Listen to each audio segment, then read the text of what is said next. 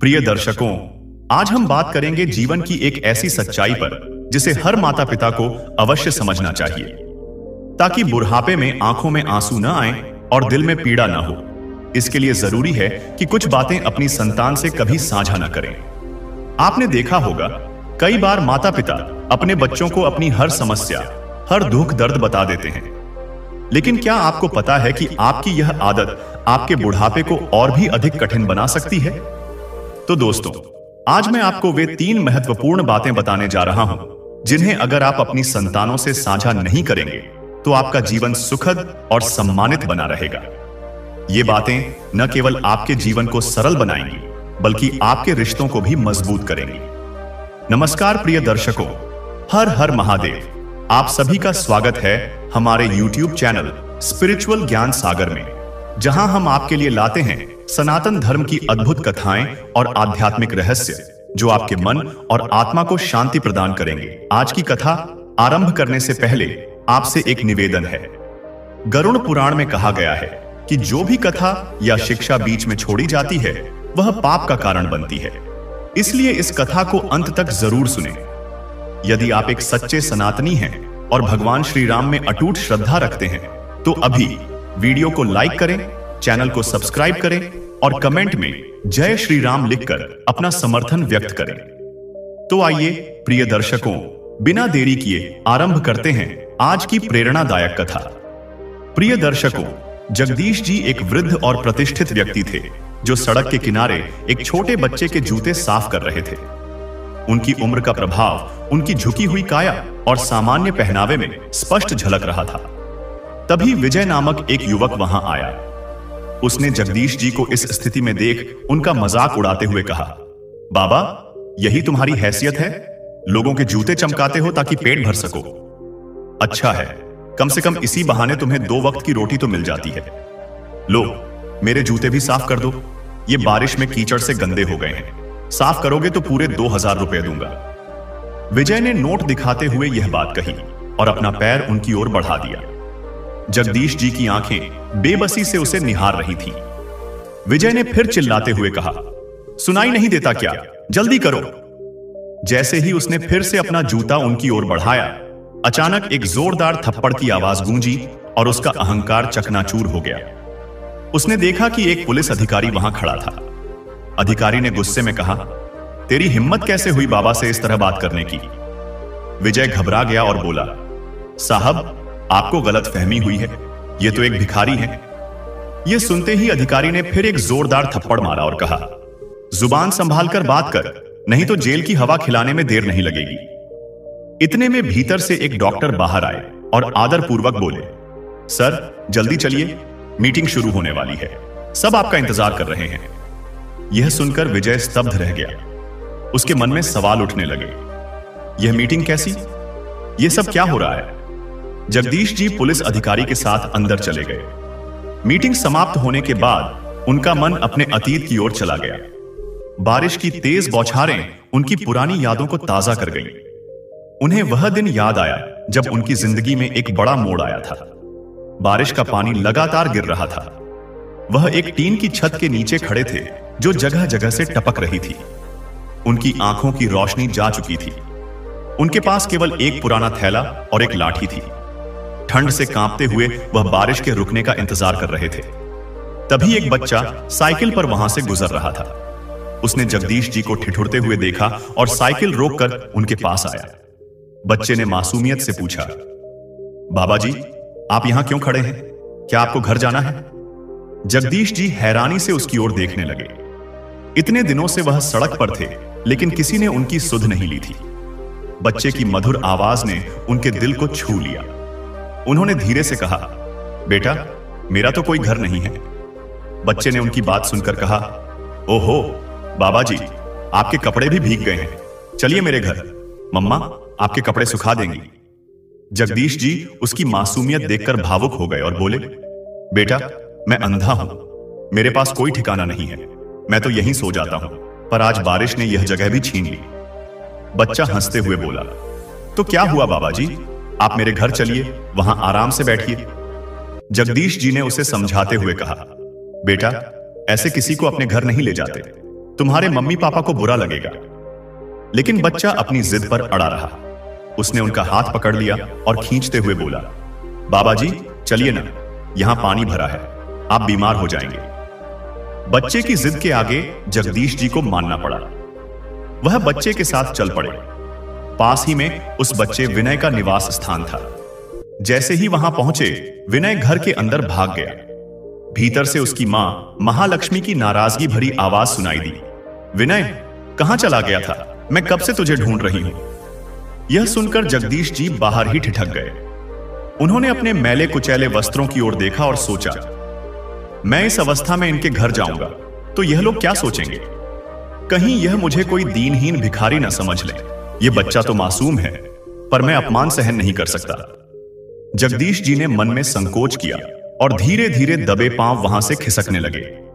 जैसे ही बाहर निकले, बारिश पहले से भी अधिक तेज हो चुकी थी। वे तेज कदमों से चलते हुए एक पेड़ के नीचे पहुंचे।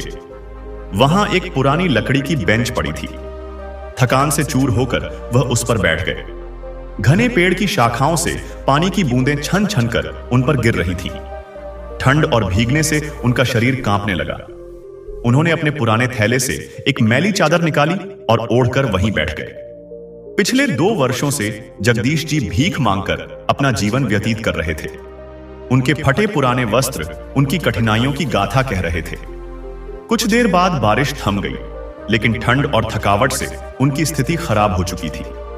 अंधेरा घिरने लगा था और चारों ओर जलभराव के कारण सोने की कोई उपयुक्त जगह नहीं बची थी। भूख और ठंड से परेशान वह पास की एक दुकान के कोने में पहुंचे। वहां उन्होंने अपनी गीली चादर बिछाई, थैले को तकिया बनाया और लेट गए। दुकान के पास चाय नाश्ते की दुकान पर भीड़ लगी हुई थी। कुछ समय बाद किसी ने हल्के से उन्हें छुआ। जगदीश जी चौंक कर उठे और पूछा, कौन है? तभी एक जानी पहचानी आवाज आई, बाबा जी मैं हूं विनय। जगदीश जी ने आवाज पहचान कर बुदबुदाया, विनय बेटा? पास खड़ी महिला, जो विनय की मां महालक्ष्मी थी, बोली, हां अंकल जी, यही विनय है। यह कब से कह रहा था कि आपको ढूंढ कर लाऊंगा। देखिए, इसने आपको ढूंढ ही लिया। इतने समय बाद किसी ने जगदीश जी को इतनी आत्मीयता से संबोधित किया कि उनकी आंखें भर आईं। वह गले से रुंधे स्वर में बोले, बेटा मैं देख नहीं सकता, लेकिन बिना देखे कह सकता हूं कि यह बच्चा नहीं, भगवान है।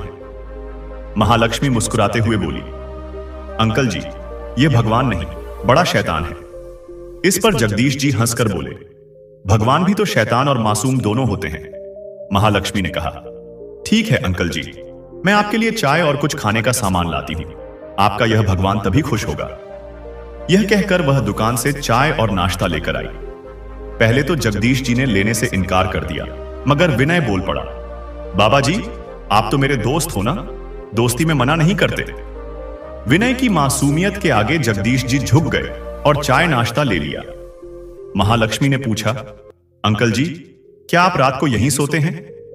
कुछ देर चुप रहकर जगदीश जी बोले, बेटा हां यहीं सोता हूं। मेरी किस्मत ही कुछ ऐसी है। कभी सोचा नहीं था कि जिंदगी इस मोड़ पर ले आएगी। कभी अपना घर परिवार भी हुआ करता था, अब यह सड़क ही मेरा ठिकाना है। महालक्ष्मी की आंखें यह सुनकर नम हो गईं। वह तुरंत घर गईं और एक कंबल, गद्दा और कुछ पुराने कपड़े लेकर आईं। उन्होंने वह सब जगदीश जी को देते हुए कहा, अंकल जी यह कपड़े पहन लीजिए और कंबल ओढ़कर सो जाइए, नहीं तो ठंड से बीमार हो जाएंगे। जगदीश जी इस घटना से अत्यधिक भावुक हो गए। उन्होंने मन ही मन भगवान को धन्यवाद दिया और महालक्ष्मी के प्रति कृतज्ञता व्यक्त की। उनके दिल में आशा की हल्की किरण जाग उठी कि इस संसार में अभी भी भले लोग मौजूद हैं। रात गहरा चुकी थी। बारिश थमने के बाद भी ठंड बढ़ रही थी। महालक्ष्मी ने देखा कि जगदीश जी का शरीर कांप रहा है। उन्होंने चिंता से कहा, अंकल जी आपको तेज बुखार है। विनय के पापा डॉक्टर हैं, मैं उनसे आपकी दवा मंगवाती हूं। यह सुनते ही विनय खुशी से बोला, बाबा मेरे पापा डॉक्टर हैं, वह सबको ठीक कर देते हैं। महालक्ष्मी मुस्कुराकर बोली, ठीक है अंकल जी, मैं आपको दवा देती हूं, सुबह सही इलाज करवाएंगे। उन्होंने जगदीश जी को दवा दी और विनय के साथ घर लौट गई। जगदीश जी उनकी आत्मीयता से भावुक हो गए। उन्होंने मन ही मन भगवान को धन्यवाद देते हुए कहा, भगवान ने इस मां बेटे को संस्कारों से गढ़ा है। महालक्ष्मी के दिए कपड़े पहनकर और कंबल ओढ़कर वह सो गए। उन्हें बुखार से राहत महसूस हुई, मानो उनके कष्ट सहने की शक्ति लौट आई हो। सुबह होते ही विनय ने अपने पापा सूरज से कहा, पापा, कल रात वाले बाबा जी को तेज बुखार है, आपको चलकर उन्हें देखना होगा। सूरज तुरंत मेडिकल बैग लेकर विनय के साथ चल दिए। जब वे वहां पहुंचे तो जगदीश जी वहां नहीं थे। विनय घबरा गया और इधर उधर देखने लगा। सूरज ने भी उन्हें ढूंढा, लेकिन वह कहीं नहीं मिले।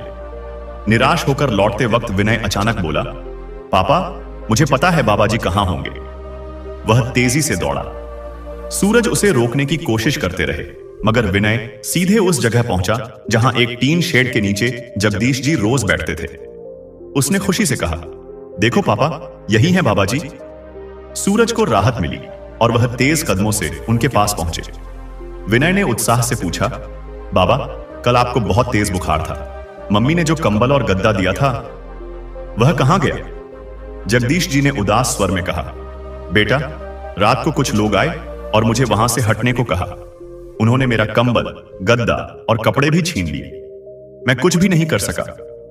उनकी बात सुनकर विनय की आंखों में चिंता झलकने लगी। सूरज ने जगदीश जी को सहारा देते हुए कहा, अंकल जी, आप मेरे साथ घर चलिए, मैं आपका चेकअप करता हूं, आपको कुछ दवाइयों की आवश्यकता है। जगदीश जी ने पहले मना कर दिया, बेटा, मेरे अपने ही मुझे छोड़कर चले गए, अब मैं किसी का एहसान नहीं ले सकता। तुमने मेरे लिए जो किया है उसके लिए दिल से शुक्रिया, अब मुझे यहीं छोड़ दो। सूरज ने नरम स्वर में कहा, अंकल जी, इसने आपको बाबा कहा है तो आप मेरे पिता समान हैं, अपने बेटे के साथ रहने से क्यों इनकार कर रहे हैं? अच्छा, ऐसा करते हैं, पहले आप स्वस्थ हो जाइए, फिर मैं आपको जाने से नहीं रोकूंगा, लेकिन फिलहाल आप हमारे साथ चलिए। सूरज के बार बार समझाने और विनय की जिद के आगे जगदीश जी आखिरकार मान गए। वे उनके साथ घर चले गए। वहां पहुंचते ही महालक्ष्मी ने उन्हें आराम से बैठाया और खाने पीने का पूरा इंतजाम किया। सूरज ने उनका स्वास्थ्य परीक्षण किया और बुखार की दवाइयां दी।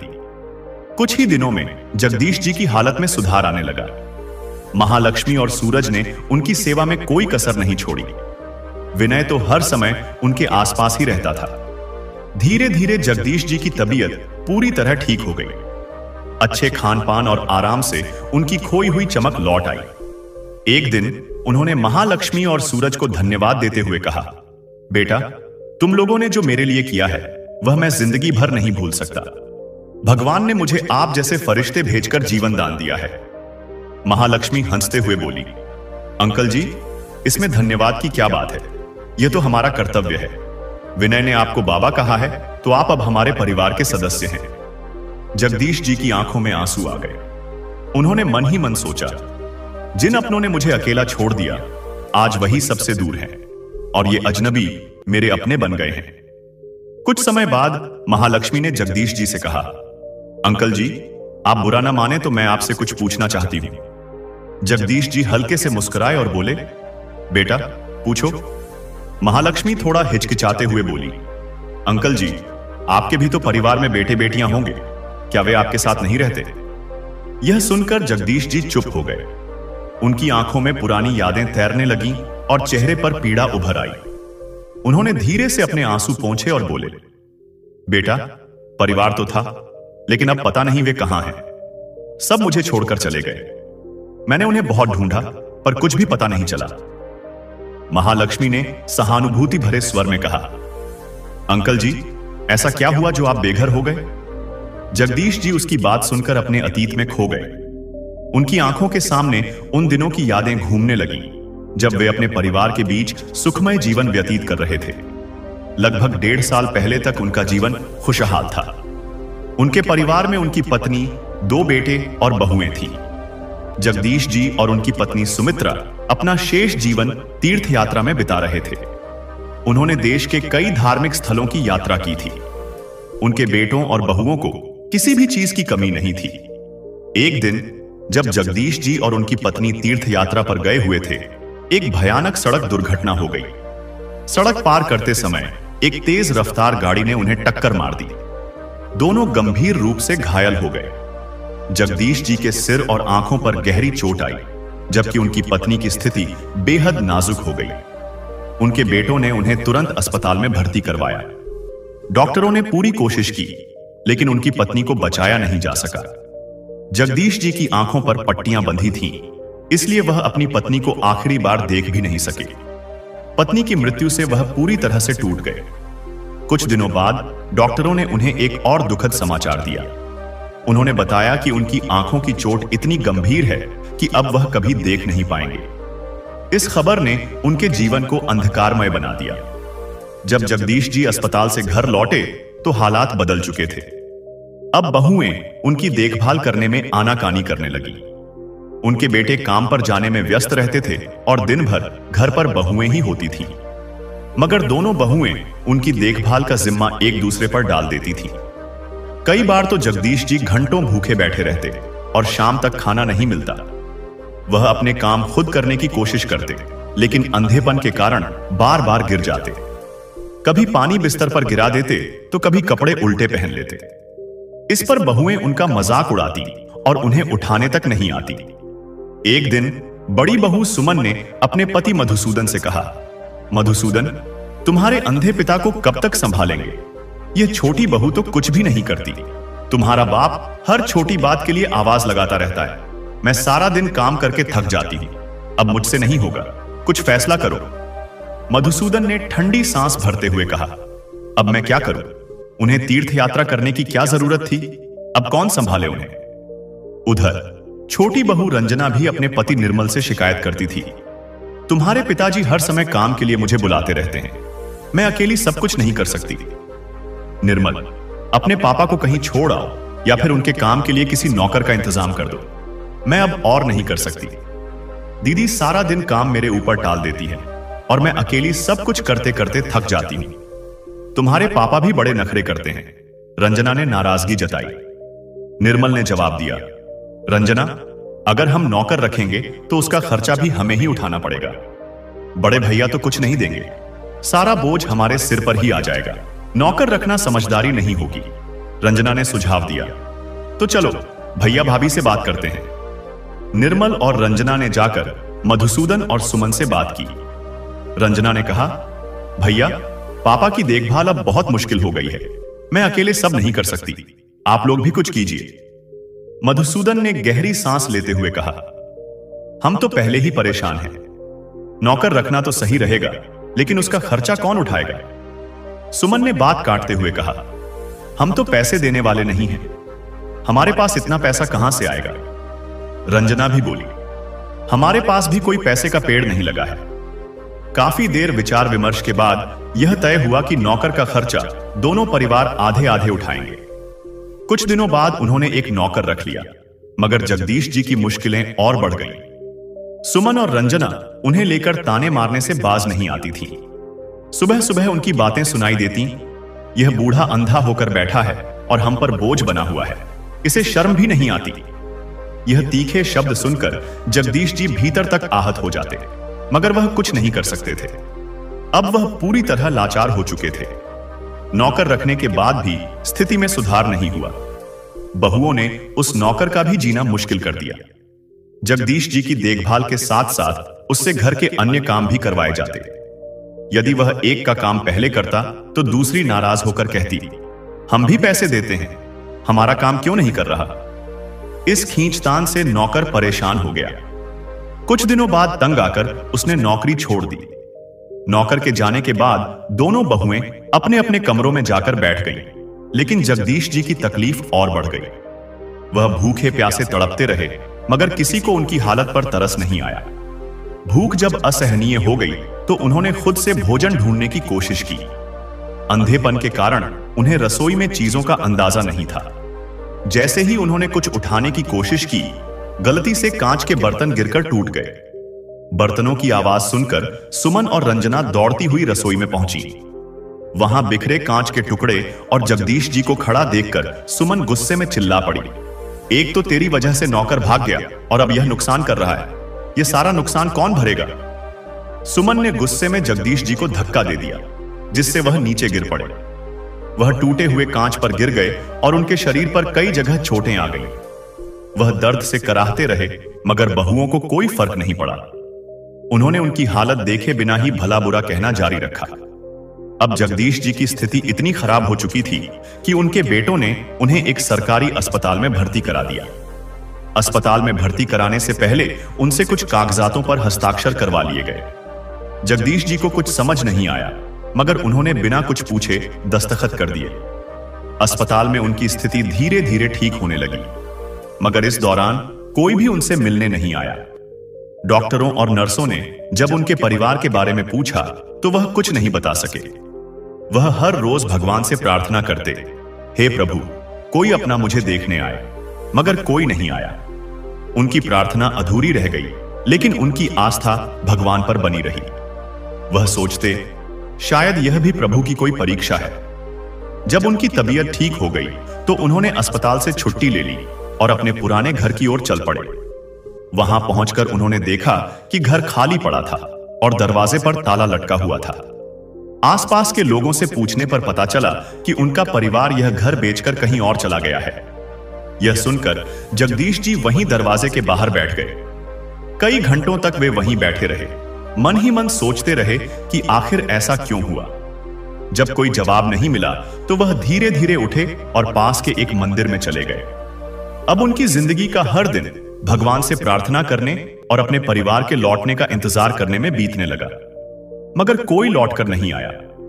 इतनी दर्द भरी कहानी सुनकर महालक्ष्मी की आंखों में आंसू आ गए। वह बोली, अंकल जी, आपके साथ तो बहुत अन्याय हुआ। इतनी निर्दयी औलाद कैसे हो सकती है जिसने अपने पिता का भी ख्याल नहीं रखा। जगदीश जी ने गहरी सांस लेते हुए कहा, बेटा, सब तुम्हारी तरह नहीं होते। मैंने भी अपने बच्चों को अच्छे संस्कार देने की कोशिश की थी, लेकिन अब समझ नहीं आता कि किसे दोष दूं, अपनी किस्मत को, खुद को या अपने बच्चों को। शायद यह सब मेरी ही तकदीर थी। यह कहते कहते उनकी आंखों से आंसू बहने लगे। पास खड़ा विनय उनके आंसू पोंछने लगा और मासूमियत से बोला, बाबा, आप रोइए मत। अब हम आपके अपने हैं, आपको कहीं जाने की जरूरत नहीं है। जगदीश जी ने उस मासूम बच्चे को स्नेह भरी दृष्टि से देखा। उनके मन में विचार आया कि इतना अपनापन तो उन्हें अपने अपनों से भी नहीं मिला। यह अजनबी परिवार उन्हें अपनाकर इतना कुछ कर रहा है। एक दिन सूरज ने जगदीश जी से कहा, अंकल जी, पास में ही एक नेत्र चिकित्सा शिविर लगा हुआ है। वहां आपकी आंखों की जांच करवाकर देख सकते हैं कि शायद कोई इलाज संभव हो और आप फिर से देख सकें।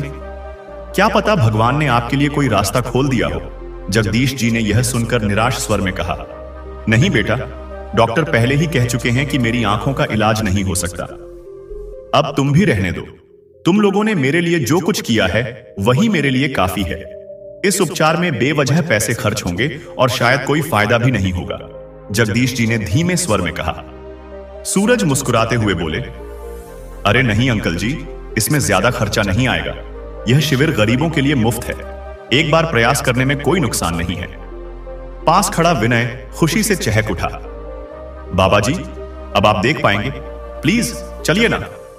जगदीश जी ने पहले थोड़ा झिझकते हुए मना कर दिया, लेकिन महालक्ष्मी और सूरज के बार बार समझाने पर आखिरकार वह तैयार हो गए। अगले दिन सूरज उन्हें शिविर में लेकर गए। डॉक्टरों ने उनकी आंखों की जांच की और कहा, थोड़ी संभावना है कि इलाज से आपकी आंखों की रोशनी लौट सकती है, लेकिन यह एक लंबा उपचार होगा। सूरज ने तुरंत हामी भर दी और जगदीश जी का इलाज शुरू हो गया। लगातार 1 महीने तक उपचार चला।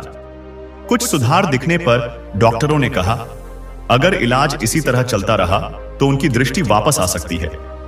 यह सुनकर सूरज और महालक्ष्मी बहुत खुश हुए। विनय तो खुशी से उछल पड़ा। मित्रों, इस तरह 6 महीने बीत गए। वह दिन आ गया जब जगदीश जी की आंखों पर बंधी पट्टी हटाई जानी थी। उन्होंने डॉक्टर से कहा, सबसे पहले मैं विनय को देखना चाहता हूं, वह मेरे लिए भगवान के रूप में आया है। डॉक्टर ने धीरे धीरे पट्टी हटाई। जगदीश जी ने हल्के हल्के आंखें खोलनी शुरू की। शुरुआत में उन्हें कुछ भी स्पष्ट नहीं दिखा, लेकिन थोड़ी देर बाद धीरे धीरे विनय का चेहरा नजर आने लगा। विनय खुशी से चिल्लाया, बाबा, आप देख पा रहे हैं, है ना? जगदीश जी की आंखें आंसुओं से भर आईं। उन्होंने विनय को अपने पास बुलाकर गले से लगा लिया और भावुक होकर बोले, मेरे प्यारे मासूम फरिश्ते, यह सब तेरे कारण हुआ है। मैं अब देख सकता हूं। अगर तू नहीं होता तो शायद मैं इस दिन को कभी नहीं देख पाता। यह देख सूरज और महालक्ष्मी भी भावुक हो गए। कुछ दिनों बाद जब जगदीश जी पूरी तरह ठीक हो गए तो उन्होंने सूरज और महालक्ष्मी से कहा, बेटा, अब मेरी आंखें ठीक हो चुकी हैं। मैं चाहता हूं कि एक बार मुझे मेरे पुराने घर ले चलो। मैं देखना चाहता हूं कि वहां कौन रह रहा है। सूरज और महालक्ष्मी तुरंत तैयार हो गए और उन्हें उनके पुराने घर लेकर गए। वहां पहुंचकर उन्होंने देखा कि घर में अब नए लोग रह रहे हैं। जगदीश जी ने उनसे कुछ नहीं कहा और चुपचाप लौट आए। मन ही मन उन्होंने समझ लिया कि अब उस घर से उनका कोई रिश्ता नहीं बचा है। वापस लौटने के बाद जगदीश जी के दिन खुशियों से भर गए। वह रोज विनय के साथ खेलते, बातें करते और सुखद समय व्यतीत करने लगे। एक दिन उन्होंने सूरज और महालक्ष्मी से कहा, बेटा, आज रात को थोड़ा समय निकालकर मेरे पास आना। मुझे तुमसे एक जरूरी बात करनी है। रात में सूरज और महालक्ष्मी उनके कमरे में आए। जगदीश जी ने अपना पुराना थैला निकाला और उसमें से एक तस्वीर बाहर निकाली। वह उनकी पत्नी सुमित्रा की तस्वीर थी। उन्होंने तस्वीर को हाथ में लेकर कहा, तुम दोनों के कारण मैं फिर से जीने लायक हुआ हूं। नहीं तो मैं तो भिखारी बनकर दर दर की ठोकरें खाने को मजबूर था। आज मैं अपनी पत्नी की तस्वीर इन्हीं आंखों से देखकर उसे याद कर पा रहा हूं। यह सब तुम्हारे कारण हुआ है। सूरज और महालक्ष्मी उनकी बातें सुनकर मुस्कुराए और बोले, अंकल जी, इसमें हमारा कुछ भी नहीं है। यह तो भगवान की कृपा है। हम तो बस उनके हाथों की कठपुतलियां हैं। यह सुनकर जगदीश जी भी मुस्कुरा दिए। फिर उन्होंने तस्वीर के पीछे का हिस्सा खोलना शुरू किया। यह देखकर सूरज और महालक्ष्मी चौंक गए। सूरज ने पूछा, अंकल जी, आप यह क्या कर रहे हैं? जगदीश जी ने तस्वीर के पीछे से कुछ कागजात निकाले और बोले, बेटा, यह उस जमीन के दस्तावेज हैं जिसके बारे में मेरे बच्चों को भी जानकारी नहीं है। हमने यह जमीन तीर्थ यात्रा पर जाने से पहले खरीदी थी। इसके लिए हमने अपने गांव की जमीन बेची थी। हमारा इरादा था कि इसे अपने बच्चों को उपहार में देंगे, लेकिन उनकी हरकतों ने मेरा मन बदल दिया। अब मैं यह जमीन तुम दोनों को देना चाहता हूं। तुमने मुझे सड़क से उठाकर अपने घर में जगह दी। यह उसकी कीमत नहीं, बल्कि मेरा स्नेह समझकर इसे रख लो।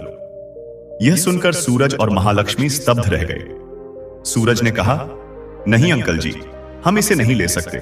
हमने जो भी किया उसमें किसी तरह का स्वार्थ नहीं था। यह हमारी जिम्मेदारी थी। जगदीश जी मायूस होकर बोले, बेटा, अब यह जमीन मेरे किसी काम की नहीं है। इसे मैं तुम दोनों के नाम कर रहा हूं। इसे रख लो। सूरज ने कुछ देर विचार किया और फिर कहा, ठीक है अंकल जी, हम इसे एक शर्त पर लेंगे। अगर आप चाहें तो इस जमीन पर एक अस्पताल बनवा सकते हैं। इससे आपकी यह जमीन बहुत से जरूरतमंद लोगों के काम आ सकेगी। यह सुनकर जगदीश जी का चेहरा खुशी से खिल उठा। उन्होंने कहा, हां बेटा, यह बहुत अच्छा विचार है। अगर इससे दूसरों का भला हो सके तो मुझे बहुत खुशी होगी। उन्होंने सूरज के प्रस्ताव को खुशी खुशी स्वीकार कर लिया। फिर उन्होंने चिंता जताते हुए कहा, बेटा, अस्पताल बनाने के लिए बहुत पैसे की जरूरत होती है। हमारे पास इतनी बड़ी रकम कहां से आएगी? सूरज ने सोचते हुए कहा, अंकल जी, ऐसा करते हैं कि इस जमीन का एक हिस्सा बेच देते हैं। उससे जो पैसा मिलेगा उसे हम शेयर मार्केट में लगाते हैं। इससे धन तेजी से बढ़ सकता है और फिर बचे हुए पैसों से अस्पताल बनाना आसान हो जाएगा। जगदीश जी ने यह सुनकर कहा, बेटा, तुम्हारा विचार बहुत अच्छा है। अगर इससे किसी का भला हो सके तो मुझे अत्यधिक खुशी होगी। उन्होंने तुरंत सूरज को अपनी सहमति दे दी और इस तरह उनका सपना एक नई उम्मीद के साथ आकार लेने लगा। अगले दिन सूरज ने जमीन की नपाई करवाई। जमीन इतनी बड़ी थी कि उसका कुछ हिस्सा बेचने के बाद भी अस्पताल का निर्माण हो सकता था। सूरज ने जल्द ही जमीन का एक हिस्सा अच्छे खासे दामों में बेच दिया। यह देखकर जगदीश जी को विश्वास नहीं हो रहा था कि जो जमीन उन्होंने कभी मामूली कीमत पर खरीदी थी वह अब सोने जैसी कीमत दे रही है। सूरज ने अपने एक मित्र की सलाह से वह पैसा शेयर बाजार में निवेश किया। 6 महीने बीतते ही बाजार में लाभ होने लगा और धन कई गुना बढ़ गया। 1 साल के भीतर उनके पास इतना पैसा हो गया कि अस्पताल का निर्माण कार्य शुरू कर दिया गया। सूरज ने तेजी से निर्माण कार्य करवाया। बीच बीच में जब और धन की आवश्यकता पड़ी तो जगदीश जी ने अपने पुराने गहने, एक हीरे की अंगूठी और सोने की चेन सूरज को देते हुए कहा, बेटा, अब इन चीजों का मेरे लिए कोई महत्व नहीं है। अगर यह सही उद्देश्य में काम आ जाए तो मुझे खुशी होगी। सूरज ने वह गहने बेचकर बाकी पैसे का इंतजाम किया। 2 साल के भीतर अस्पताल बनकर तैयार हो गया। अस्पताल के उद्घाटन के दिन जो जगदीश जी के हाथों संपन्न हुआ, वे भावुक होकर बोले, यह केवल एक इमारत नहीं है, बल्कि मेरी नई जिंदगी की शुरुआत है। तुम सब ने मुझे जो अपनापन दिया है, उसका यह सबसे खूबसूरत परिणाम है। अब अस्पताल की पूरी जिम्मेदारी सूरज ने संभाल ली थी। जगदीश जी रोज अपनी कार में बैठकर अस्पताल का निरीक्षण करने जाते, मरीजों से मिलते और अपना दिन व्यतीत करते। उनकी जिंदगी से निराशा का अंधकार अब पूरी तरह से मिट चुका था। एक रात जब सूरज घर पर थे, उनके पास एक घबराया हुआ फोन आया। दूसरी ओर से एक महिला की बेचैन आवाज सुनाई दी, डॉक्टर साहब, मेरे बच्चे का गंभीर एक्सीडेंट हो गया है। उसकी हालत बहुत खराब है, कृपया उसे बचा लीजिए। सूरज ने उन्हें तुरंत जगदीश अस्पताल आने को कहा और खुद भी जल्दी वहां पहुंच गए। अस्पताल में लगभग 7 साल का एक मासूम बच्चा गंभीर अवस्था में लाया गया था। उसके शरीर पर कई चोटें थीं और खून बह रहा था। सूरज ने तुरंत इलाज शुरू किया। उसके घावों पर पट्टियां बांधी गईं और खून का बहाव रोका गया, लेकिन बच्चे की हालत नाजुक बनी रही क्योंकि वह अब भी होश में नहीं आया था। रात को घर लौटने पर सूरज ने महालक्ष्मी से कहा, आज एक छोटे बच्चे का मामला आया है। उसका एक्सीडेंट हुआ है और उसकी टांग इतनी बुरी तरह कुचल गई है कि शायद हमें उसका पैर काटना पड़े। सूरज ने गहरी सांस लेते हुए आगे कहा, वह बच्चा बिल्कुल हमारे विनय जैसा मासूम और प्यारा है। उसकी हालत देखकर मेरा दिल टूट रहा है। इतनी छोटी उम्र में उसके साथ ऐसा कैसे हो सकता है। महालक्ष्मी यह सुनकर बहुत उदास हो गई। दोनों देर रात तक उस बच्चे के बारे में सोचते रहे और फिर अंततः सो गए। सुबह होते ही सूरज ने जगदीश जी से कहा, अंकल जी, आज आपकी आंखों का एक सामान्य चेकअप होना है। वैसे भी कुछ सरकारी अधिकारी अस्पताल में आपसे मिलने आ रहे हैं। वे आपसे अस्पताल के संबंध में कुछ सवाल करेंगे। जगदीश जी ने यह सुनकर सहमति जताई। वह सूरज के साथ अस्पताल गए। उन्हें खुशी थी कि अब वे अपनी आंखों से उस अस्पताल को देख सकते हैं जो कभी उनका सपना था। अधिकारियों के साथ बैठक समाप्त होने के बाद जगदीश जी गलियारे में टहल रहे थे। उन्होंने देखा कि सूरज तेजी से एक कमरे की ओर दौड़ रहे हैं। जगदीश जी भी उनके पीछे पीछे चल दिए। कमरे में पहुंचकर उन्होंने देखा कि एक बच्चा बिस्तर पर शांत पड़ा हुआ था। उसका शरीर सांस ले रहा था, मगर उसमें कोई हलचल नहीं थी। पास खड़े एक महिला और पुरुष घबराए हुए सूरज से अपने बच्चे को बचाने की प्रार्थना कर रहे थे। जगदीश जी जैसे ही उन पर नजर पड़ी, वह चौंक गए। वे कोई और नहीं बल्कि उनके बड़े बेटे मधुसूदन और बहू सुमन थे। जब उनकी नजर बिस्तर पर लेटे अपने पोते पर पड़ी तो उनका दिल भर आया। आंखें नम हो गईं। इतने वर्षों बाद अपने बेटे और पोते को इस हालत में देखकर वे भीतर से टूट गए। उन्होंने भगवान से प्रार्थना करते हुए कहा, हे प्रभु, कृपा करके इसे बचा लो। मैंने अपने जीवन में जो कुछ सहा वह सब स्वीकार कर लिया, लेकिन इस मासूम पर कोई संकट न आने दो। दूसरी ओर मधुसूदन अपने पिता को देखकर स्तब्ध रह गया। वह हैरान था कि जगदीश जी की आंखें ठीक कैसे हो गईं और वह इस बड़े अस्पताल में क्या कर रहे हैं। उसकी घबराई हुई आवाज गूंज उठी, डॉक्टर साहब, मेरे बच्चे को बचा लीजिए। मुझे कुछ समझ नहीं आ रहा है कि इसे क्या हो गया है। डॉक्टर ने गंभीरता से बच्चे का मुआयना किया और धीरे से कहा, इन्फेक्शन काफी फैल चुका है। अब इस बच्चे की जान बचाने के लिए उसका पैर काटना पड़ेगा। यह सुनते ही सुमन फूट फूट कर रोने लगी। जगदीश जी यह सब देख रहे थे। उन्हें याद आ गया कि यही सुमन थी जिसने कभी उनके साथ बुरा व्यवहार किया था। वह चुपचाप खड़े रहकर सब देख रहे थे। तभी सुमन की नजर उन पर पड़ी। वह गुस्से में तमतमाते हुए बोली, यह बूढ़ा यहां क्या कर रहा है? इसे यहां से निकालो। इसकी नजर लग गई हमारे बच्चे को। सूरज, जो अब तक शांत खड़े थे, पलटे और गंभीर स्वर में बोले, मैडम, जरा तमीज से बात कीजिए। यह व्यक्ति इस अस्पताल के मालिक हैं। आपने बाहर बोर्ड पर नहीं पढ़ा? यह जगदीश अस्पताल है। सुमन यह सुनकर हक्की बक्की रह गई। वह सोचने लगी, यह बूढ़ा इतना बड़ा अस्पताल का मालिक कैसे बन गया? इसका तो घर भी छीन लिया था। यह सब कैसे संभव हुआ? मधुसूदन भी शर्म से सिर झुकाकर खड़ा रहा। मधुसूदन समझ नहीं पा रहा था कि इतने संघर्षों के बाद भी उसके पिता इस ऊंचाई तक कैसे पहुंच गए। सूरज ने तुरंत नर्स को कुछ दवाइयां और इंजेक्शन लाने के लिए कहा। तभी उन्हें एक आपातकालीन कॉल आई। जाते जाते उन्होंने जगदीश जी से कहा, अंकल जी, आप अपनी कार में बैठकर घर लौट जाइए, मैं बाद में आकर आपसे मिलूंगा। सूरज के जाते ही मधुसूदन ने धीमे स्वर में पूछा, पापा, आपकी आंखें कैसे ठीक हो गईं और इतना बड़ा अस्पताल कैसे बन गया? सुमन अपनी आदत से बाज नहीं आई और व्यंग्य करते हुए बोली, किसकी जेब काटकर इतना बड़ा अस्पताल बनवा लिया? कहीं लॉटरी तो नहीं लग गई? यह सुनकर जगदीश जी ने क्रोधित होकर उसकी ओर देखा और तिरछी नजरों से बोले, यही जानना चाहती हो ना कि तुम्हारा बाप मरा क्यों नहीं, बच कैसे गया और यह सब कैसे कर लिया? तुम्हें क्या लगा था कि मुझे खत्म करके सब कुछ हड़प लोगे? मधुसूदन शर्मिंदा होकर सिर झुकाए खड़ा रहा, लेकिन जगदीश जी आज अपने दिल की बात कहने के लिए तैयार थे। उन्होंने गुस्से में कहा, झूठ मत बोलो, तुम लोग मुझे ढूंढने नहीं गए थे, बल्कि घर बेचकर भाग गए और मुझसे धोखे से कागजात पर हस्ताक्षर करवाकर घर अपने नाम कर लिया। जब मैं वापस लौटा तो पड़ोसियों ने बताया कि तुम लोग कब के जा चुके थे और अब भी तुम झूठ बोल रहे हो। मधुसूदन के पास कोई जवाब नहीं था, उसकी आंखों में पछतावे के भाव थे। सुमन बार बार इधर उधर देख रही थी, मानो खुद को इस स्थिति से बचाना चाहती हो। उसी वक्त नर्स बच्चे को इंजेक्शन लगाने आई। जगदीश जी अपने पोते को देख रहे थे, उनकी आंखें आंसुओं से भरी हुई थीं। उन्होंने सुमन और मधुसूदन की ओर देखा और बोले, जो भी किया वह तुम लोगों ने किया, लेकिन इस मासूम का कोई दोष नहीं है।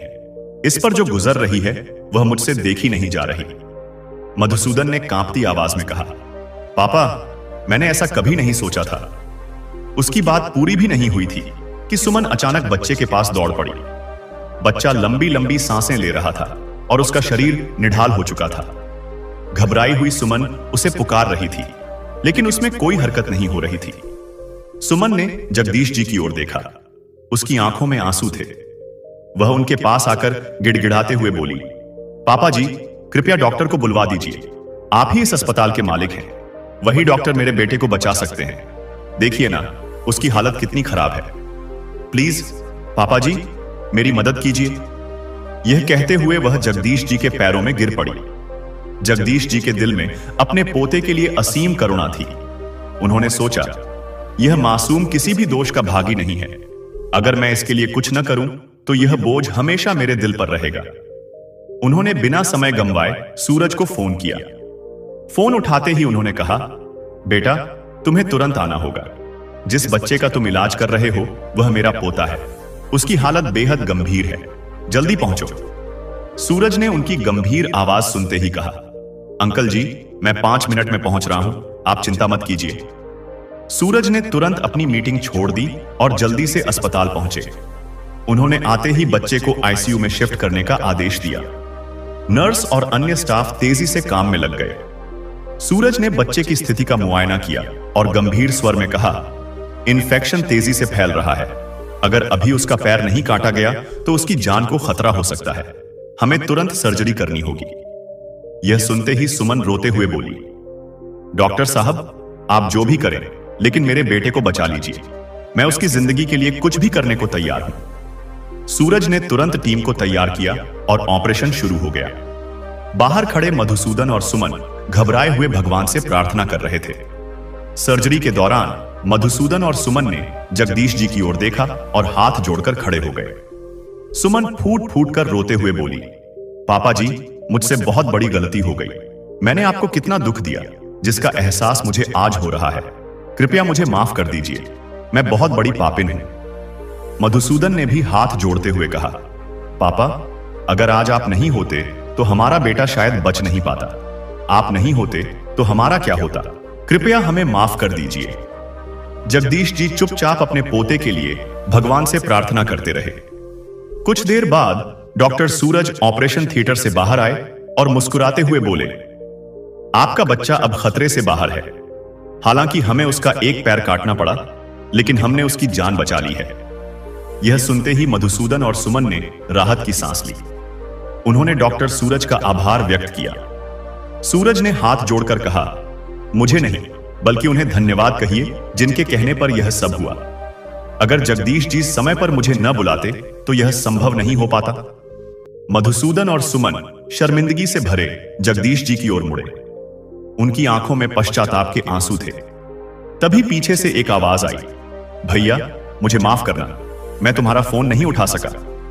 यह रामचरण था जो अपनी पत्नी रंजना के साथ अस्पताल पहुंचा था। जैसे ही उसने जगदीश जी को देखा वह चौंक गया। उसकी आंखें फटी रह गईं। रंजना भी हैरानी से अपने ससुर को देख रही थी। मधुसूदन गुस्से में रामचरण की ओर बढ़ा और बोला, मुझे पता है कि तुमने फोन क्यों नहीं उठाया। तुम्हें लगा होगा कि मैं पैसों के लिए फोन कर रहा हूं। देखो, आज वही पिता जिन्हें हमने घर से निकाल दिया था हमारी मदद के लिए आगे आए और मेरे बेटे की जान बचा ली। मधुसूदन जगदीश जी के पास आकर हाथ जोड़ते हुए बोला, पापा जी, आपने हमें माफ नहीं किया, मगर आपने मेरे बेटे की जान बचाकर हमारी आंखें खोल दी। आपने हमें सिखा दिया कि माता पिता का महत्व क्या होता है। आज मैं अपने के पर बहुत शर्मिंदा हूं। जगदीश जी ने गहरी सांस लेते हुए कहा, मैंने तुम लोगों से कभी माफी की उम्मीद नहीं की थी। जो भी हुआ वह मेरी किस्मत थी। अब मैं चाहता हूं कि तुम अपनी गलतियों से सबक लो और अपने बच्चों को वे संस्कार दो जो मैं तुम्हें नहीं दे पाया।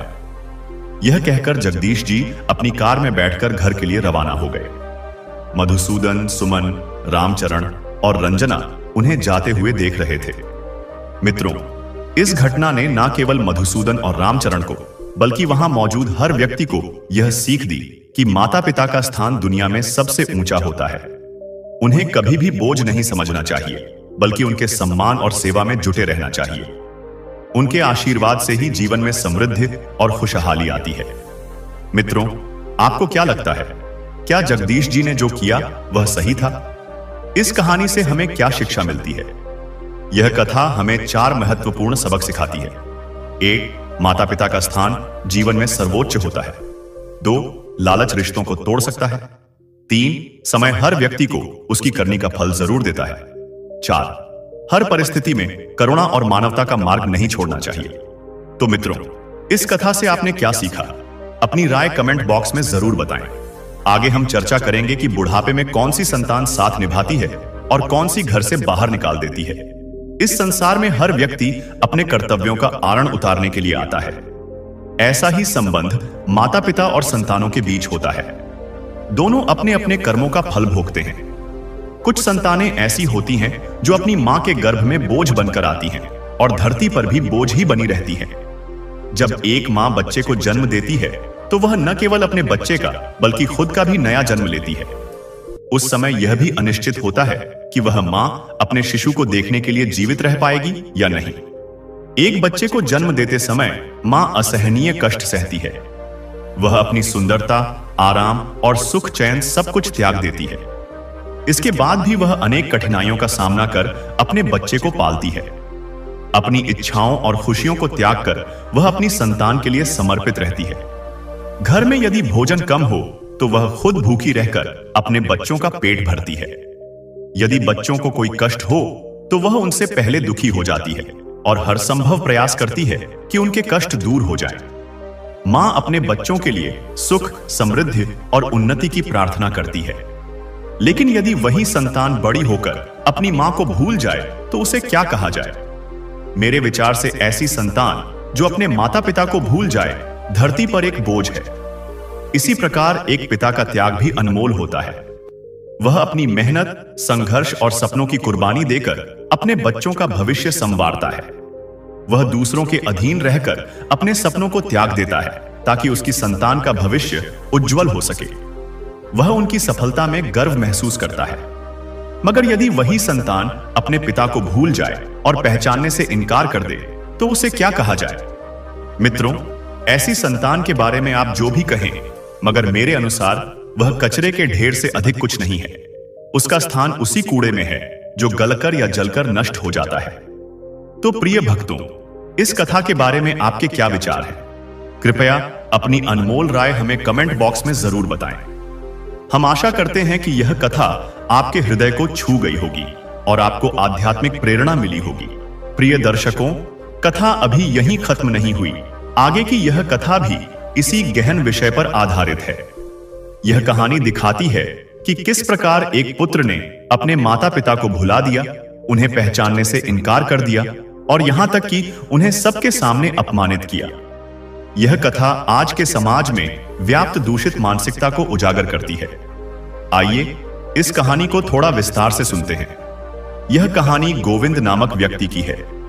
वह अत्यंत निर्धन था और शहर में रिक्शा चलाकर अपने परिवार का भरण पोषण करता था। उनकी पत्नी का नाम सुप्रिया था और उनका एक पुत्र था जिसका नाम प्रमोद था। गोविंद अपने परिवार के साथ एक छोटे से मकान में रहते थे। प्रमोद स्कूल में पढ़ता था। गोविंद दिन रात मेहनत कर घर के खर्च और बेटे की पढ़ाई का प्रबंध करते थे। उनका एकमात्र सपना था कि उनका बेटा खूब पढ़ लिख कर सफल इंसान बने, ताकि उसे वह गरीबी न देखनी पड़े जो उन्होंने देखी थी। हर माता पिता की तरह गोविंद और सुप्रिया भी यही चाहते थे कि उनका बेटा ऐसा कार्य करे जिससे उनका सिर गर्व से ऊंचा हो सके। गोविंद दिन भर रिक्शा चलाकर जो भी कमाते उसे बेटे की पढ़ाई में लगा देते। सुप्रिया भी बेटे को स्कूल के लिए तैयार करती और उसका पूरा ख्याल रखती थी। यदि कभी प्रमोद बिना भोजन किए स्कूल चला जाता तो सुप्रिया भी उस दिन खाना नहीं खाती थी जब तक यह न जान लेती कि उसका बेटा भोजन कर चुका है। इस तरह गोविंद और सुप्रिया अपनी तमाम कठिनाइयों का सामना करते हुए अपने बेटे को शिक्षित कर रहे थे। प्रमोद पढ़ाई में बहुत तेज था। जब स्कूल के शिक्षक उसकी प्रशंसा करते तो गोविंद खुशी से भर जाते और सोचते कि उनका बेटा अवश्य उनका नाम रोशन करेगा। लेकिन रिक्शा चलाने से इतनी आमदनी नहीं होती थी कि पढ़ाई का पूरा खर्च निकल सके। इस वजह से गोविंद को कई बार साहूकार से उधार लेना पड़ता था ताकि बेटे की फीस भर सके। धीरे धीरे प्रमोद ने इंटर की परीक्षा उत्तीर्ण कर ली और जिले में दूसरा स्थान प्राप्त किया। यह देखकर गोविंद और सुप्रिया की खुशी का ठिकाना नहीं रहा। आगे की पढ़ाई के लिए गोविंद और सुप्रिया ने अपने बेटे प्रमोद को एक बड़े शहर के प्रतिष्ठित कॉलेज में भेजा। यह कॉलेज अधिकतर अमीर घरों के बच्चों का था और वहां की फीस भी काफी ऊंची थी।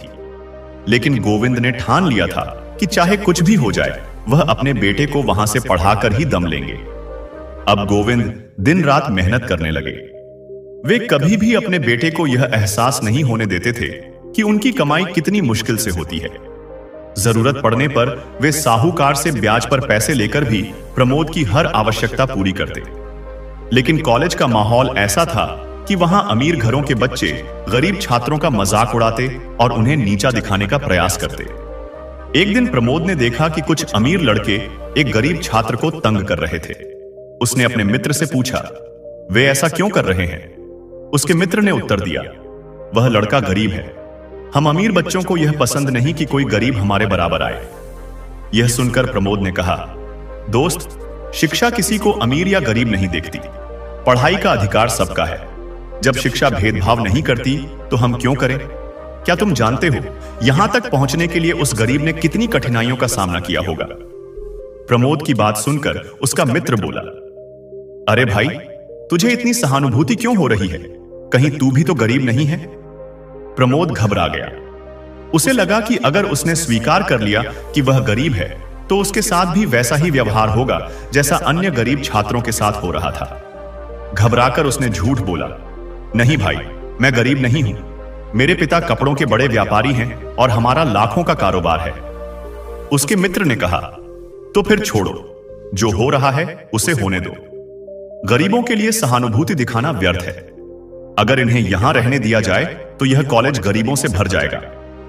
प्रमोद रोज कॉलेज में अमीर बच्चों से ऐसी बातें सुनता और धीरे धीरे उसका मन अपने माता पिता से हटने लगा। वह भगवान से नाराज होकर कहने लगा, मुझे ऐसे गरीब घर में क्यों पैदा किया? उसके पास एक साधारण फोन था जो उसके पिता ने कॉलेज जाते समय दिया था।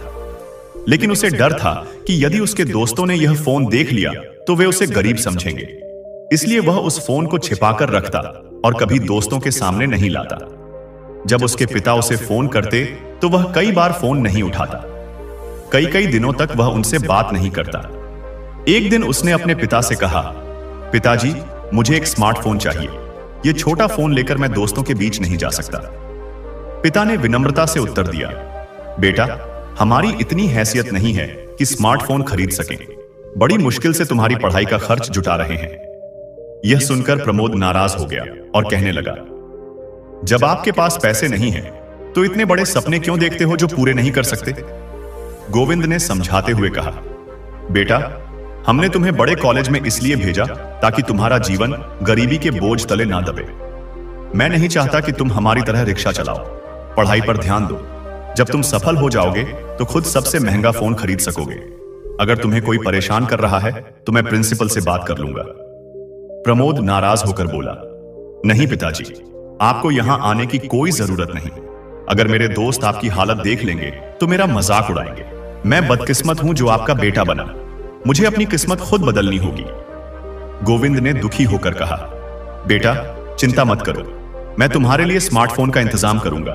तुम्हारी खुशी के लिए मैं सब कुछ कर सकता हूं। सुप्रिया ने यह बात सुनी तो उन्होंने अपने गहने बेचने के लिए दे दिए और कहा, इन्हें बेचकर बेटे को स्मार्टफोन भेज दो। गोविंद ने गहने बेचकर एक महंगा फोन खरीदा और बेटे को भेज दिया।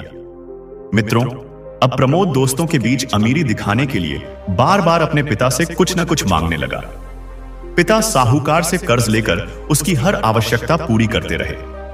बेटे का खर्चा उठाते उठाते गोविंद ने अपना घर भी बेच दिया और सुप्रिया को लेकर किराए के मकान में रहने लगे। प्रमोद अमीर बच्चों के बीच रहकर पूरी तरह बदल चुका था। अब वह अपने माता पिता से दूर होता जा रहा था। वह उनके फोन तक नहीं उठाता और कभी बात करता भी तो बहुत रूखे स्वर में। एक दिन उसने अपने पिता से कहा, पिताजी, मेरी पढ़ाई अब पूरी होने वाली है। बार बार फोन करके मुझे परेशान मत किया करो। मैं जल्द ही घर आ जाऊंगा। बेटे की यह बात सुनकर माता पिता बहुत खुश हुए। सुप्रिया अपने बेटे से मिलने के लिए व्याकुल हो उठी। वह मोहल्ले की महिलाओं से कहने लगी, मेरा बेटा पढ़ाई पूरी करके गांव आ रहा है, अब सब कुछ बदल जाएगा। प्रमोद ने घर आने के लिए 1 महीने का समय दिया था, लेकिन समय बीत गया और वह नहीं आया। उसने पहले ही अपने माता पिता को फोन करने से मना कर दिया था। गोविंद और सुप्रिया का दिल जब अत्यधिक बेचैन हो गया तो उन्होंने बेटे को फोन किया, लेकिन उसका फोन बंद जा रहा था। दोनों ने यह सोचकर भगवान का सहारा लिया और धैर्य से इंतजार करने लगे। जब अंततः इंतजार असहनीय हो गया तो वे बेटे का पता लगाने उसी शहर आ गए जहां उसका कॉलेज था। वहां उन्हें पता चला कि प्रमोद की नौकरी लग चुकी थी और वह उसी शहर में रहकर काम कर रहा था। यह सुनकर उनके मन में आशा की एक किरण जागी, लेकिन वास्तविकता कुछ और थी। प्रमोद ने नौकरी उसी समय पाई थी जब उसने आखिरी बार अपने पिता से बात की थी और फोन करने से मना किया था। कॉलेज में प्रमोद की मुलाकात सुगंधा नामक एक लड़की से हुई थी जो एक बड़े व्यापारी की बेटी थी। सुगंधा ने प्रमोद से प्रेम कर लिया था और अपने पिता के माध्यम से उसे नौकरी दिलवाई थी। लेकिन नई नौकरी और जीवन की व्यस्तता में प्रमोद अपने माता पिता को पूरी तरह भूल चुका था। अब वह चाहता था कि वे उसे कभी याद न करें और ना ही उससे संपर्क करें। उसे अपने गरीब माता पिता की हालत से नफरत हो गई थी। वह अपने दिल की कोई भी बात उनसे साझा करना नहीं चाहता था। उधर जब गोविंद और सुप्रिया को यह पता चला कि उनका बेटा उनसे नफरत करता है तो यह उनके लिए एक गहरा आघात था। उनके सारे सपने चकनाचूर हो गए। बेटे ने भले ही उन्हें भुला दिया था, पर माता पिता का प्रेम अमर होता है। वे उसे देखने की चाह में तड़पते रहे। उन्होंने भगवान का स्मरण करते हुए निश्चय किया कि वे उसी शहर में रहेंगे। गोविंद ने तय किया कि वह फिर से रिक्शा चलाकर कुछ पैसे कमाएंगे ताकि साहूकार का कर्ज चुका सकें। उनका अपना घर तो पहले ही बेटे की पढ़ाई के लिए बेच दिया गया था। किसी तरह वे एक छोटे से किराए के कमरे में रहने लगे। गोविंद पूरे दिन मेहनत कर जो भी कमा पाते वह साहूकार को जाकर दे आते। सुप्रिया बेटे के वियोग में अत्यधिक व्याकुल रहने लगी। वह न ठीक से खाती थी और न ही आराम कर पाती थी। उनका अधिकांश समय प्रमोद की यादों में ही बीतता। गोविंद ने कई बार बेटे को फोन करने की कोशिश की, लेकिन प्रमोद ने एक बार भी फोन नहीं उठाया। कुछ समय बाद सुप्रिया इतनी बीमार हो गई कि वह फिर कभी नहीं उठी। बेटे की चिंता और दर्द में उन्होंने अपने प्राण त्याग दिए। पत्नी के अंतिम संस्कार के बाद गोविंद पूरी तरह अकेले रह गए। उनकी सभी इच्छाएं और आशाएं टूट चुकी थीं। अब उनके जीवन का एकमात्र उद्देश्य कर्ज चुकाना रह गया था। वह बूढ़े हो चुके थे, परंतु फिर भी दिन भर रिक्शा चलाते और महीने भर की कमाई साहूकार को दे आते। साहूकार उनकी हालत देखकर द्रवित हो गया और बोला, गोविंद, इस उम्र में भी तुम इतनी मेहनत कैसे कर लेते हो? लोग तो इस अवस्था में आराम करते हैं। गोविंद ने विनम्रता से उत्तर दिया, सेठ जी, मेरी सारी इच्छाएं पहले ही समाप्त हो चुकी हैं। अब सिर्फ कर्ज है जिसने मुझे जीवित रखा है। मेरा धर्म यही कहता है कि मरने से पहले मैं जिसे कुछ लिया है उसे चुका दूं। साहूकार उनकी बातें सुनकर भावुक हो गया और बोला, गोविंद, तुम जैसे ईमानदार व्यक्ति अब बहुत कम मिलते हैं। मुझे तुम्हारी मेहनत देखकर दुख होता है, इसलिए मैं तुम्हारा सारा कर्ज माफ करता हूं। और हां, मेरे पास तुम्हारे लिए एक और काम है। इससे तुम्हें न केवल अच्छा पैसा मिलेगा बल्कि रहने और खाने की भी चिंता नहीं होगी। गोविंद ने पूछा, सेठ जी, ऐसा कौन सा काम है जो मेरे लिए उपयुक्त हो? साहूकार ने कहा, गोविंद, इसी शहर में मेरा एक मित्र है जो बहुत बड़ा व्यापारी है। उसे एक भरोसेमंद ड्राइवर की आवश्यकता है। मुझे विश्वास है कि तुम उसके लिए सही व्यक्ति हो। अगर तुम चाहो तो मैं उसे फोन करके तुम्हारे बारे में बता दूंगा। वहां तुम्हें अच्छी तनख्वाह मिलेगी और रहने खाने की भी कोई परेशानी नहीं होगी। सेठ की बात सुनकर गोविंद ने सोचा कि यह अवसर उनके लिए सही रहेगा। उन्होंने निर्णय लिया कि इस काम से वे अपने शेष कर्ज भी चुका सकेंगे और अपना जीवन भी सार्थक बना पाएंगे। साहूकार ने उन्हें शहर के प्रतिष्ठित व्यवसायी अनिरुद्ध के पास भेज दिया। गोविंद अब अनिरुद्ध के घर में रहने लगे। कुछ ही समय में उनकी अनिरुद्ध और उनके परिवार से गहरी आत्मीयता हो गई। अनिरुद्ध भी गोविंद का बहुत सम्मान करते थे और उन्हें अपने परिवार का सदस्य मानते थे। अनिरुद्ध की छोटी बेटी सुगंधा गोविंद से बहुत स्नेह करती थी। वह उन्हें काका कहकर पुकारती और हर समय उनके साथ रहती। वह अक्सर कहती, काका, मुझे वहां ले चलो, या काका, मेरा यह काम कर दो। गोविंद भी उसे अपनी बेटी की तरह प्रेम करते थे। एक दिन जब गोविंद अनिरुद्ध को उनके ऑफिस ले जा रहे थे, अनिरुद्ध ने कहा, गोविंद, मुझे हमेशा काम में इतना व्यस्त रहना पड़ता है कि तुमसे बात करने का समय ही नहीं मिलता। लेकिन आज मैं तुमसे तुम्हारे परिवार के बारे में जानना चाहता हूं। गोविंद ने गहरी सांस लेते हुए कहा, मालिक, मेरा एक बेटा था, लेकिन अब वह कहां है यह मैं नहीं जानता। शायद वह जीवित है, शायद नहीं। इसके बाद उन्होंने अपने जीवन की पूरी कहानी अनिरुद्ध को सुनाई। उनकी आंखें नम हो गईं और गला भर आया। अनिरुद्ध ने उन्हें सांत्वना देते हुए कहा, गोविंद, तुमने अपने कर्तव्यों का पूरा निर्वहन किया। यह तुम्हारे बेटे का दुर्भाग्य है कि उसने तुम जैसे देवतुल्य पिता को भुला दिया। जो संतान अपने माता पिता को त्याग देती है वह जीवन भर पछताती है। माता पिता चाहे अमीर हों या गरीब, उनके आरण का बदला संतान कभी नहीं चुका सकती। अनिरुद्ध बोले, गोविंद, अपने आप को अकेला मत समझो। मेरी बेटी सुगंधा तुम्हें पिता समान मानती है और तुमसे अत्यधिक स्नेह करती है। कल उसकी सगाई है और उसमें तुम्हें काका की भूमिका निभानी है। मेरे बाद वह तुम पर सबसे अधिक विश्वास करती है। गोविंद ने उत्तर दिया, मालिक, आप चिंता मत करें। मैं अपनी रानी बिटिया की सगाई में कोई कमी नहीं आने दूंगा। उसकी खुशी के लिए मैं हर संभव प्रयास करूंगा। अगले दिन सगाई का दिन था। सुबह से ही गोविंद पूरे जोश के साथ तैयारियों में जुट गए। उन्होंने न कुछ खाया और न ही आराम किया। पूरे दिन मेहनत करते हुए वे थक चुके थे, परंतु उनके हौसले अब भी बुलंद थे। थकावट के बावजूद गोविंद थोड़ी देर के लिए एक कोने में बैठकर सुस्ताने लगे। तभी सुगंधा उनके पास नींबू पानी लेकर आई और बोली, काका, थोड़ा पानी पी लो। अगर अभी से इतनी थकान हो गई तो शादी के दिन क्या करोगे? सुबह से धूप में काम कर रहे हो और एक पल भी आराम नहीं किया। गोविंद मुस्कुराते हुए बोले, बिटिया, मेरी चिंता मत कर। यह तो मेरा सौभाग्य है कि मुझे यह काम मिला। मेरी हड्डियां अभी भी मजबूत हैं। तुम्हारे लिए तो मैं इससे भी ज्यादा मेहनत कर सकता हूं। इतना कहकर वह फिर से काम में लग गए।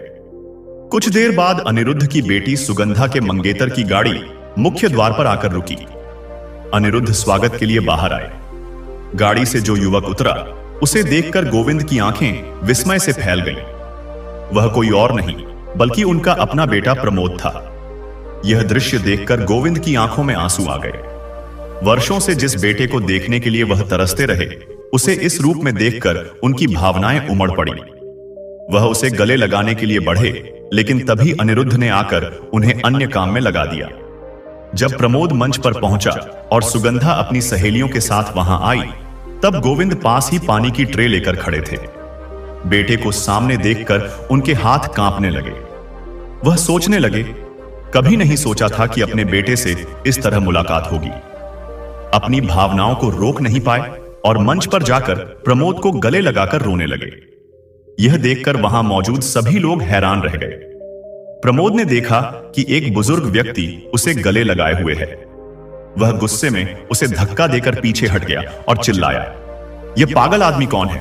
इसे यहां से हटाओ। घर में कैसे कैसे लोगों को काम पर रख लिया है। अनिरुद्ध ने हस्तक्षेप करते हुए कहा, प्रमोद, ये हमारे नौकर नहीं हैं, ये हमारे परिवार के सदस्य हैं। सुगंधा इन्हें काका कहती है। इनका बेटा इन्हें छोड़कर चला गया है और ये हर व्यक्ति में अपने बेटे का चेहरा देखते हैं। प्रमोद क्रोधित होकर बोला, माफ कीजिए पिताजी, लेकिन आप इन्हें नहीं जानते। ये लोग गरीबी का बहाना बनाकर अमीरों के पीछे पड़ जाते हैं। मैं ऐसे लोगों को अच्छे से जानता हूं। प्रमोद ने कई अपमानजनक बातें कही जो गोविंद के दिल को चूर चूर कर गईं। गोविंद चुपचाप एक कोने में जाकर फूट फूट कर रोने लगे। सुगंधा ने यह सब देखा। वह तुरंत अपने काका के पास पहुंची। उसने देखा कि गोविंद अपनी आंखों में आंसू लिए बेटे की तस्वीर को निहार रहे हैं। वह पिता जिसने अपने बेटे को इस मुकाम तक पहुंचाने के लिए अपनी पूरी जिंदगी की मेहनत झोंक दी, और वह मां जिसने बेटे की हर इच्छा पूरी करने के लिए दूसरों के घरों में काम करते हुए अपने प्राण त्याग दिए, आज उसी बेटे ने उनके त्याग और बलिदान का ऐसा प्रतिफल दिया। सुगंधा ने गोविंद के कंधे पर हाथ रखते हुए पूछा, काका, क्या सच में प्रमोद आपका बेटा है? अगर वह आपका बेटा है तो आपकी यह हालत क्यों है? उसने आपके साथ ऐसा व्यवहार क्यों किया? गोविंद ने रोते रोते सुगंधा को अपनी पूरी दास्तान सुना दी। यह सब सुनकर सुगंधा के मन में प्रमोद के प्रति गहरी नाराजगी और नफरत पैदा हो गई। वह भीतर किसी काम से चली गई, जबकि गोविंद वहीं बैठे बैठे अपने आंसू पोंछते रहे। तभी मौका देखकर प्रमोद गोविंद के पास आया और तिरस्कार भरे स्वर में बोला, तुमसे मेरा पीछा नहीं छूटता, जहां जाओ वहीं पहुंच जाते हो। मैंने तो सोचा था कि तुम अब तक मर चुके होंगे, लेकिन तुम अब भी जिंदा हो। गोविंद ने शांत स्वर में जवाब दिया, बेटा, मैं तो पहले ही मर चुका हूं, लेकिन आज के बाद तुझे अपना बेटा नहीं मानता। तेरी सच्चाई तेरे होने वाले ससुर अनिरुद्ध जी को जरूर बताऊंगा। यह सुनते ही प्रमोद गुस्से से आग बबूला हो गया और बोला, अगर तुमने किसी से कुछ कहा तो इसका अंजाम सुगंधा को भुगतना पड़ेगा। गोविंद यह सुनकर शांत हो गए। वे सोचने लगे कि अगर उनकी वजह से कोई बात बिगड़ गई तो सुगंधा भी उनसे नाराज हो सकती है। इसी बीच मंच पर अंगूठी पहनाने की रस्म चल रही थी। सुगंधा मंच पर आई और माइक लेकर बोलने लगी, मैं आप सबको अपने जीवन के एक खास इंसान से मिलवाना चाहती हूं। मेरे पिता के बाद अगर कोई व्यक्ति मुझे सबसे प्रिय है तो वह यह शख्स है। प्रमोद को लगा कि सुगंधा उसके बारे में बात कर रही है, लेकिन तभी सुगंधा ने गोविंद को मंच पर बुलाया और कहा, यह मेरे काका हैं और दुर्भाग्यवश ये मेरे होने वाले ससुर भी हैं, पर मैं इन्हें ससुर के रूप में कभी स्वीकार नहीं कर सकती। सुगंधा ने प्रमोद की ओर देखते हुए कहा, क्यों प्रमोद, क्या मैंने सही कहा? यह सुनकर प्रमोद का चेहरा उतर गया। वह समझ नहीं पाया कि क्या करे। तभी सुगंधा ने आगे कहा, काका, आप मेरे लिए हमेशा काका ही रहेंगे। मैं आपको अपना ससुर नहीं मान सकती। जो बेटा अपने माता पिता को छोड़ सकता है, वह पत्नी को छोड़ना उसके लिए कोई बड़ी बात नहीं होगी। प्रमोद ने गुस्से में कहा, सुगंधा, तुम इस नौकर को ससुर मान रही हो, यह तुम्हारे लायक नहीं है। सुगंधा ने तुरंत उसे जोरदार तमाचा मारा और बोली, खबरदार, जो मेरे काका को नौकर कहा, मैं इन्हें अपने पिता समान मानती हूं। तुमने अपने माता पिता को भुला दिया, लेकिन मैं अपने संस्कार नहीं भूल सकती। और आज इस मंच से यह घोषणा करती हूं कि मैं तुम जैसे स्वार्थी इंसान से कभी शादी नहीं करूंगी। सुगंधा ने दृढ़ता से कहा, तुमने अपने घमंड में अपने माता पिता को त्याग दिया, लेकिन मैं इतनी नीच नहीं हूं। तुम्हारे जैसे व्यक्ति के लिए सिर्फ धिक्कार है। जो अपने मां बाप का अच्छा बेटा नहीं बन सका, वह अच्छा पति कैसे बन सकता है? यह सुनकर प्रमोद चुपचाप सिर झुकाए वहां से चला गया। सुगंधा गोविंद के पास आई और बोली, काका, उस बेटे के लिए क्या दुख करना जिसने आपको जीते जी मार दिया। आपने बेटे को खोया, लेकिन आज मैंने आपको पिता के रूप में पाया है। मैं आपकी बेटी बनकर आपकी सेवा करूंगी। यह सुनकर गोविंद की आंखों से आंसू बहने लगे। उन्होंने सुगंधा को अपने सीने से लगा लिया।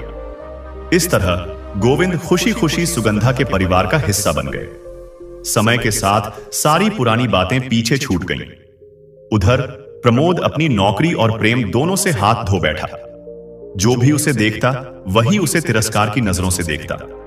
मित्रों, यह कहानी हमें सिखाती है कि जीवन की सबसे बड़ी दौलत अपने अपनों को पाना है। जिन्हें हम अपना कहते हैं, उन्हें खोकर इंसान सबसे बड़ा गरीब बन जाता है। इसलिए अपने माता पिता को कभी न भूलें। उनके त्याग और प्रेम का मूल्य कभी नहीं चुकाया जा सकता। यदि उन्हें भुला दिया तो भगवान भी आपको माफ नहीं करेगा। ऐसे और जीवन बदलने वाले विचारों के लिए स्पिरिचुअल ज्ञान सागर को अभी सब्सक्राइब करें। तो प्रिय भक्तों, इस कथा के बारे में आपके क्या विचार हैं? कृपया अपनी अनमोल राय हमें कमेंट बॉक्स में जरूर बताएं। हम आशा करते हैं कि यह कथा आपके हृदय को छू गई होगी और आपको आध्यात्मिक प्रेरणा मिली होगी। अगर यह कथा आपको पसंद आई हो तो कृपया वीडियो को लाइक करें, चैनल स्पिरिचुअल ज्ञान सागर को सब्सक्राइब करें और इस वीडियो को अधिक से अधिक अपने मित्रों और परिवारजनों के साथ शेयर करें ताकि यह संदेश और ज्ञान सभी तक पहुंचे। साथ ही कमेंट सेक्शन में जय श्री कृष्णा लिखकर अपनी श्रद्धा प्रकट करें। इस वीडियो को अंत तक देखने के लिए आप सभी का दिल से धन्यवाद। जय श्री राम।